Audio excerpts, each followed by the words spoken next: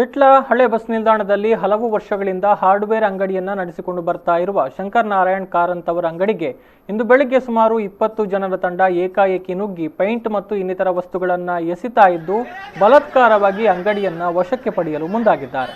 ಸ್ಥಳದಲ್ಲಿದ್ದ ಸ್ಥಳೀಯರು ಈ ಬಗ್ಗೆ ವಿಚಾರಿಸಿ ಮಾತುಕತೆ ನಡೆಸಲು ಮುಂದಾಗಿದ್ರು. ಬಳಿಕ ಸ್ಥಳೀಯರ ಮೇಲೆಯೇ ಹಲ್ಲೆಗೆ ಮುಂದಾಗಿದ್ದಾರೆ. ಬಳಿಕ ಪೊಲೀಸರು ಸ್ಥಳಕ್ಕೆ ಬರ್ತಾ ಇದ್ದಂತೆ ತಂಡ ಸ್ಥಳದಿಂದ ಪರಾರಿಯಾಗಿದೆ.